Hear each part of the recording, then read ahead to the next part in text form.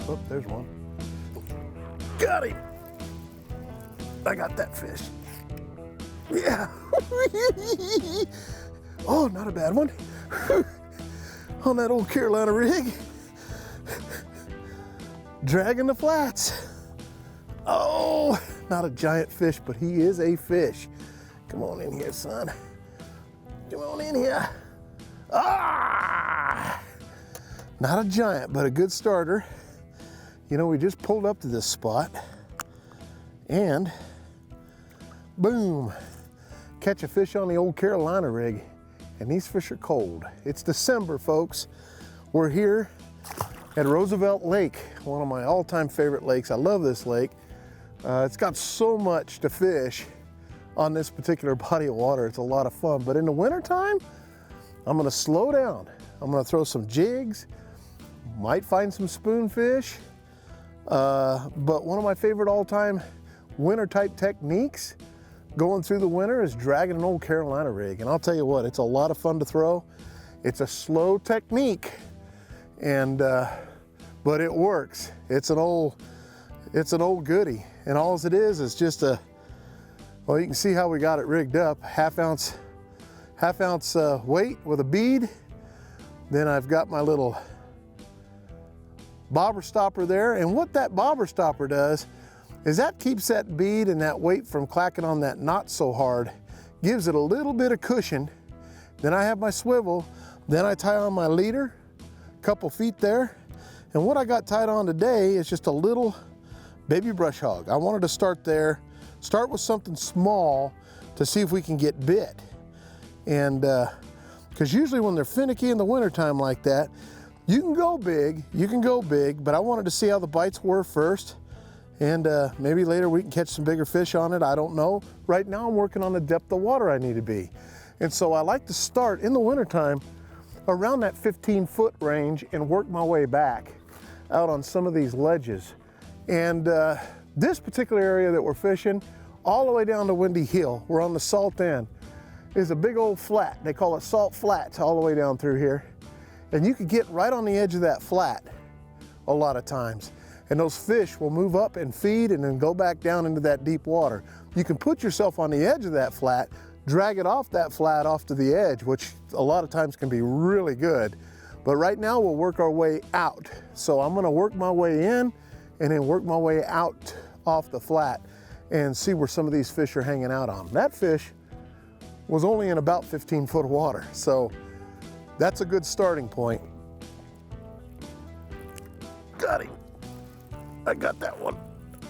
Oh, he's coming behind the boat too. I was just dragging. He's a good one. He feels a lot better. Come on, son. Oh, he's not as big as I thought he was, but he's a fish.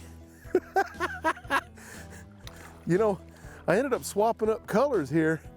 I just realized we're in a little bit dirtier water back here in this area. And I went to that green pumpkin color. Something a little darker in that darker water really helps a lot of times. There's another little fish there.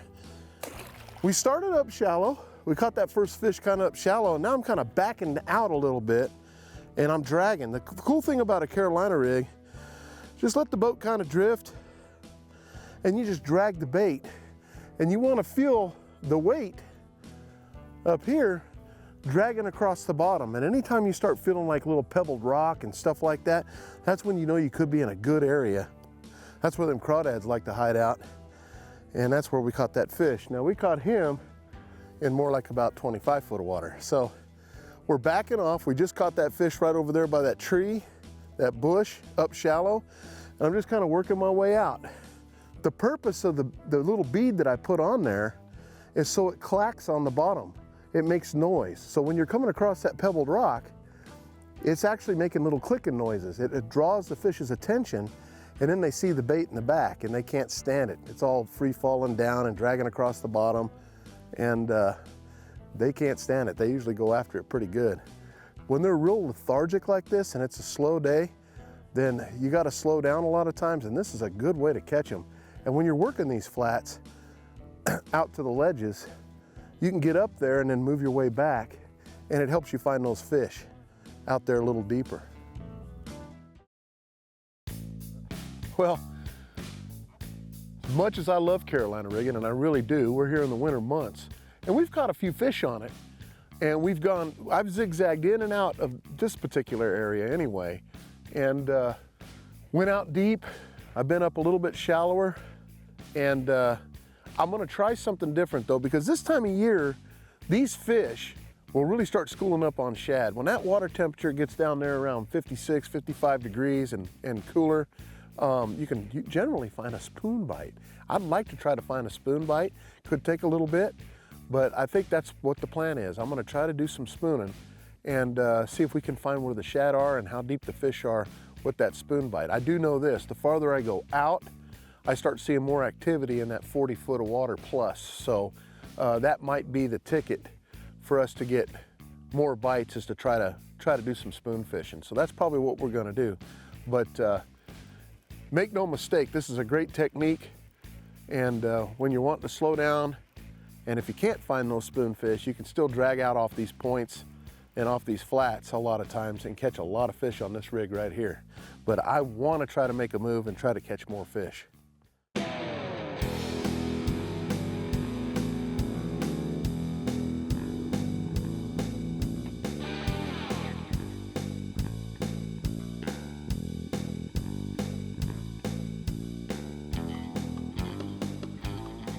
Got him.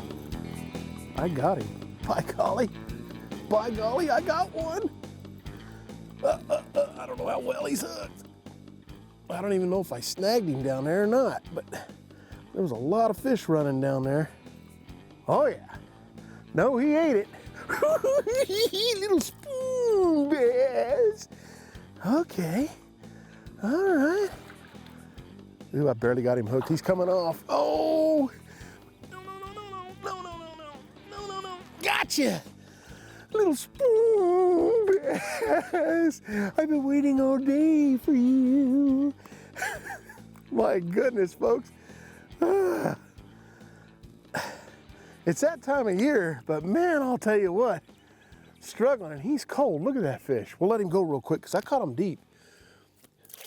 You know, we threw that Carolina rig around quite a bit. I pulled out, I fished the deep water, and you know, the one thing I have noticed that's been pretty consistent is the shad keep moving up and down, up and down.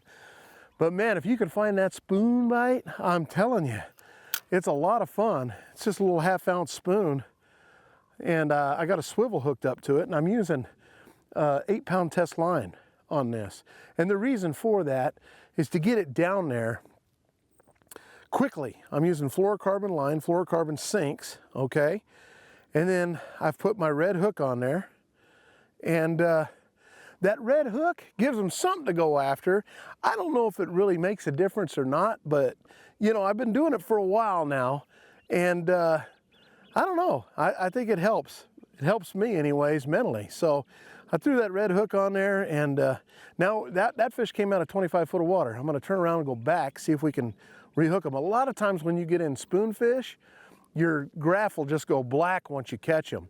But the boat was moving a little bit faster than I wanted it to be because I was going from point A to point B. I saw those fish, I threw down, and the spoon kind of went behind, and I was jigging it back there.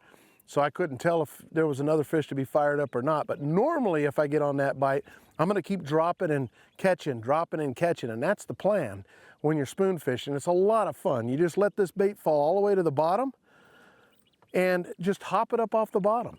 A lot of times when you just take little hops off the bottom, just like that, man, and let it flutter down, they just crush it. And it's a lot of fun, and your friends can have fun doing it too.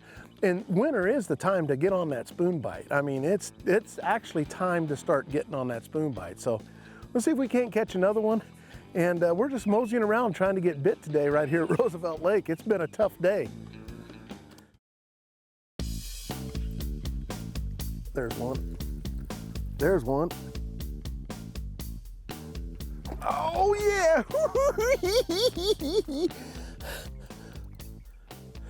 Oh, he's fighting it down there. He went in there to a school of other fish right there. Come on. Come on. He's trying to dig down. I don't know how well I got him hooked. Not a bad little fish. Little spoon bass. Come on. All right, you're done. You're done. Come on. Look at that fish, folks. Little spoon bass. We turned around and made another trip through here and got us one. Oh, look, see, that's the thing, is he's barely hooked. Barely hooked. I got him. Whew. Look how fat he is. Not only feeding on shad, but a lot of times when you feel them and they're real tight, that's from catching them in deeper water. Their air bladder is blowed up. But he's okay. If we let him go right away, that fish will actually be okay. So we'll let him go. He'll get back down to his depths. And there you have it. That fish only came out about 22 foot of water. So, you know, throwing these down there is a lot of fun, but boy, I'll tell you, what I'm finding right now is I'll find a little bit of something moving across the bottom. It's hard on the graph to see it, but I can see little blips down there on the bottom, and I'm hitting bare areas. This particular area I'm in has a lot of sticks, a lot of trees down there, so I'm kind of in between those areas because you don't want to drop this spoon in those trees. You just get hung up. If you see something hanging above the tree, you can always go after it and, you know, suspend your spoon over it. You can watch it on your graph. But a lot of times in between, they run back and forth, and if you find the right spot like that, you can usually catch them. I brought him up. There was a few others that came up with him, but you know, not a whole school like they would if they're really feeding good on those shad. So it's kind of a hit and miss thing. But this little pocket right here, I just noticed all the grebes in here. And usually when you find those birds, they're shad eaters. And so if you find them, you know there's probably shad in the area. And all you have to do is figure out the depth of water you can catch them in. I'm catching them anywhere from 20 to, I don't know, 20 to 40 foot of water, 40, you know, so you just got to keep moving in and out. Be real slow. Put your trolling motor on real slow because you don't want to have to drop on something and have your spoon go way back behind the boat when you're trying to see what you're doing. So I kind of let it drift a little bit. You know, I've got little techniques I use to stop it, but I'll tell you what, you know, you could catch a lot of fish on this spoon and have a lot of fun. Those big blips that I'm seeing down there, I can throw in front of them, those huge blips, and they're carp. When I first pulled up and I seen some of that, I was like, wow, you know, there's some big bass in there. And I'm like, that's just weird. Throw a spoon in front of them, they don't do nothing but run. And so you got to start looking at your graph, deciding what looks like a bass to you versus what looks like a carp. And it doesn't take long to figure that out. Once you've done this for a few minutes, you'll figure it out.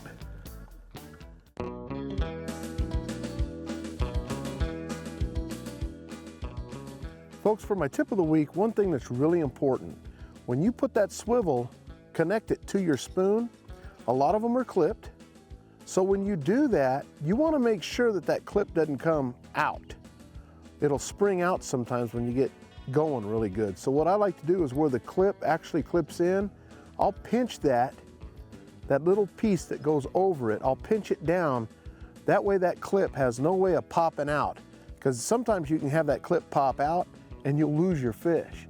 You can get hung up on something down there and that clip could pop out. So the main thing is I like to crimp that down so you don't lose your spoon. And if you're gonna lose it, you're gonna lose it with the swivel. That's a good tip of the week right there.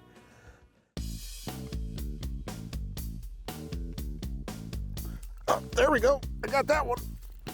Got that one. There's another one following him. There's another one following him. Oh, look at the size of that bass.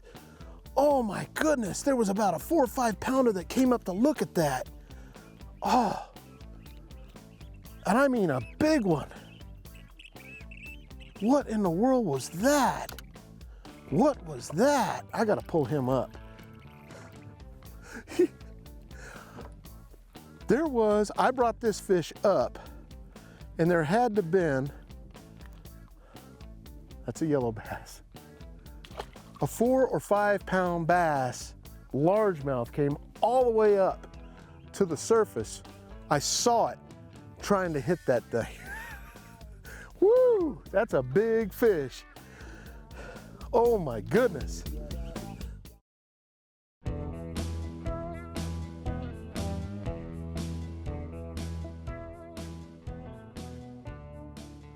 One of the reasons that I really love a spin casting outfit versus say a bait caster is I'm using a 1/2 ounce spoon here, strata spoon. And with doing that, putting the 8-pound test line on here, using the swivel so my line doesn't twist, when I undo my bail, it allows the bait to fall freely, quickly down.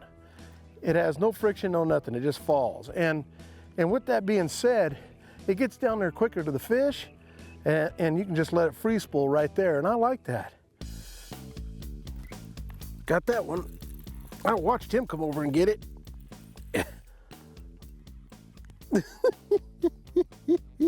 Come on, son, I watched you come get it. That was fun. Ooh, that's not a bad one. That's not a bad one. Little spoon bass. Come on. Don't you come off there. Don't you dare come off there. Oh, you're just a little spoon bass. You're just a little spoon bass. Man, it's tough. I stayed on this point.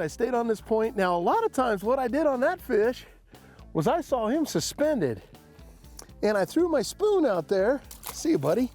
I threw my spoon out there and I'm letting it fall, and I watched the spoon on my forward-facing sonar. I can watch the spoon flutter down in front of him. I saw him dart down for it. That right there told me that's probably a bass. And so when he went after it, I just picked it up and fluttered it, and as it fell, I watched him go over and take it, and I set the hook. Probably caught that fish in probably 10 feet, 15 foot of water right there in 40 foot of water. So that's something to watch out for when you're doing spooning like that. It's so much fun. You can either reel up to the fish if they're suspended and catch them there. A lot of times you just pull up and hold, but if you let it flutter a little bit and pop it, a lot of times they'll go right over there and you can watch them take it. With the new technology there is today, bass don't almost have a chance when it comes to seeing them like that. You know, I saw him actually whack the bait, and I set the hook before I felt the bite. So that was pretty cool.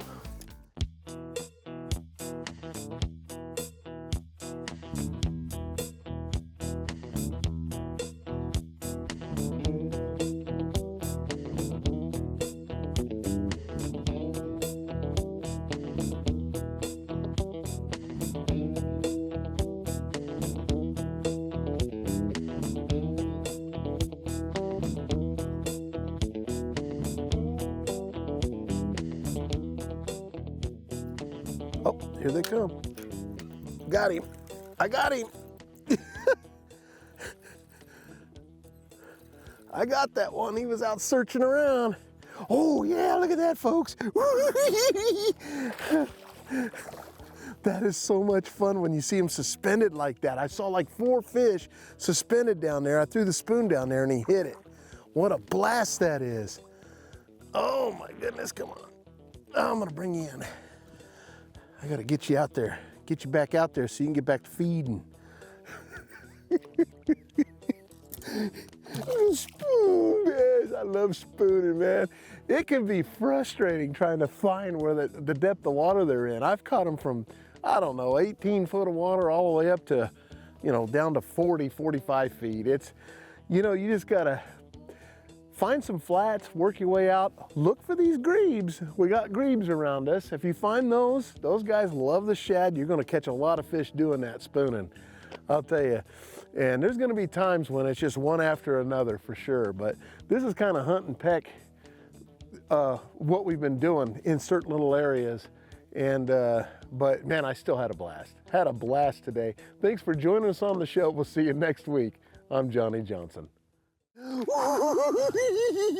Now, see, that's what I'm talking about, folks.